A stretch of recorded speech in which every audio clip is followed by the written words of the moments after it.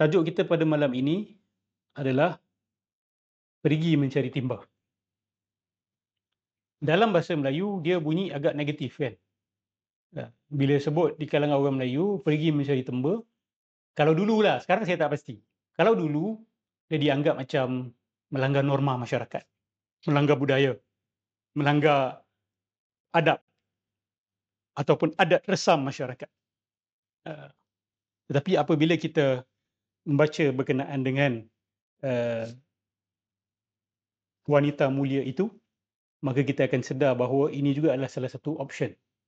Tapi sebelum kita masuk kepada wanita mulia tersebut, bagi siapa yang baca teks bahasa Arab, saya di muka surat 79, kita sebelum beralih kepada perkahwinan Nabi SAW, ya, kepada Sayyidatina Khadijah, just one page before it, saya nak sentuh satu perkara sebelum kita masuk pada perkahwinan Nabi SAW.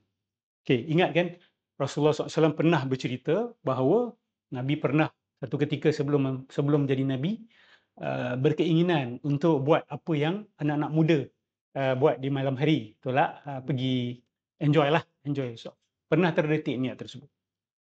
Maka di sini Syekh menjelaskan apa hikmah perkara ini berlaku dan kenapa Nabi cerita benda ni. Tolak sampai kepada orang yang tak berapa cerdik, dia akan salah faham. Dia akan kata, kalau gitu kita sama lah dengan Nabi.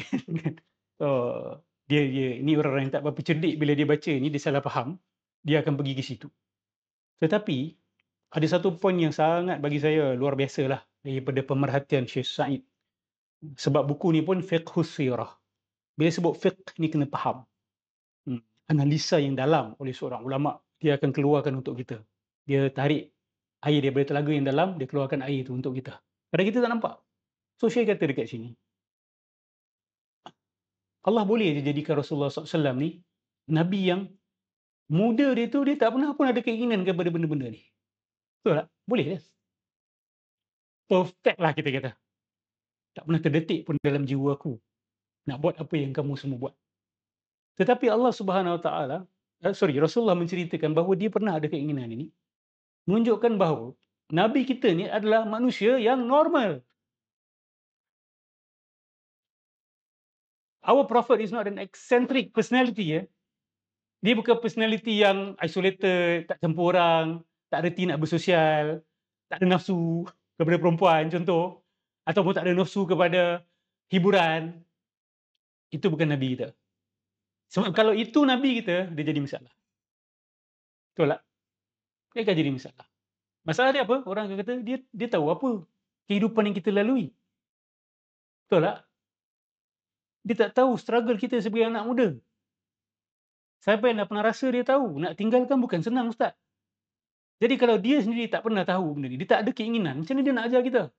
Macam mana dia nak jadi contoh ikutan kepada kita? So Syekh Sa'id Ramadan Al-Buti kata, kejadian ini untuk menunjukkan bahawa Nabi ni manusia macam kita, dia ada keinginan macam kita. Tetapi, of course dia ada special status. Allah ada berikan perlindungan yang istimewa kepada dia. Ustaz, tapi kan tak adil Nabi dapat perlindungan, Ustaz. Dia selamat, confirm kan? Macam mana pula tu? Okay. Jangan tengok perlindungan yang Nabi dapat saja. Kena tengok ujian yang Nabi dapat. Kan? Cuba bayangkan sebelum Allah hantar kita kat dunia ni, Allah bagi kita pilihan. Nak jadi Nabi tak? Awak rasa awak akan jawab apa? Nabi kata orang yang paling teruk kena uji siapa? Nabi-Nabi, betul tak? Okay. Since you all kata, tak fair, Nabi dapat perlindungan. Saya kalau terdetik nak buat maksiat, tak ada orang halang. So bila saya buat maksiat, kenapa saya salah? Nabi terdetik nak buat maksiat, Nabi dilindungi Allah. So tak fair dekat situ. Okay, kalau kita diberi pilihan dekat sebelum kita dihantar kat dunia ni, nak jadi Nabi ke tidak? Kalau Allah tak cerita ujian tu, mungkin semua nak kata, nak jadi Nabi kan? Sebab confirm masuk, insyaAllah, confirm masuk syurga. Walaupun Nabi kata, aku pun tak tahu apa yang akan berlaku pada diri aku. Itu tawaduknya Rasulullah SAW. Atau mungkin pada awal-awal. Tapi di hujung-hujung, Nabi tahu dia kekasih Allah Subhanahu Wa Taala. So, isu dia adalah Allah bagi privilege dalam masa yang sama, burden yang Nabi tanggung tu luar biasa. Saya suka poin ini. Ulama kita tekankan bahawa Allah Subhanahu Wa Taala sebut dalam Al-Quran, "Lau anzalna hadzal Qur'ana 'ala jabalin la ra'aitahu khashi'an mutasaddian min khasyatillah." Quran ni kalau diturunkan kepada gunung akan jadi apa? Hancur. Tetapi Quran itu turun pada jiwa Nabi SAW dan Nabi tidak pecah. Nabi tidak jadi gila. Nabi tidak become fragmented. Nabi tidak hancur. Itu menunjukkan dia ni seperti gunung kekuatan dia. Tetapi apa yang dia kena tanggung tu, kalau dibagi kepada kita, gila kita rasa. Betul lah? Gila kita rasa. Alah, kita kena sikit aja. Jalan-jalan nampak batu beri salam. Kan? Dah risau kan? Ish, kita okey ni kan? Kena makan ubat lah lepas ni. Macam mana ni, ada orang nak kahwin aku lepas ni? Kan? Nanti aku dah kena diagnose skizofrenia pula ni. Ada delusion. Kan? Ada psikosis ni. Kita kena tu je habis, goyang dah. Ni Nabi, insya-Allah macam-macam yang dia nampak, macam-macam yang dia tahu. Rasulullah pun sebut apa? Kalau kamu tahu apa yang aku tahu, la bakaitum katsiran wa la dhahaktum qalilan.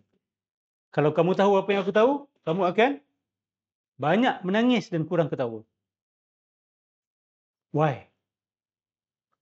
Because Nabi tahu so many unpleasant things, unpleasant facts, difficult facts to fathom, to telan. Kena ke orang awam, kena orang biasa, disintegrate tadi. Breakdown. Okay. Tu Sayyidina Rasulullah sallallahu alaihi wasallam. Jadi Nabi walaupun dia diberikan privilege, dalam masa yang sama dia diberikan ujian yang luar biasa. Jadi di situ keadilan Allah Subhanahu wa taala.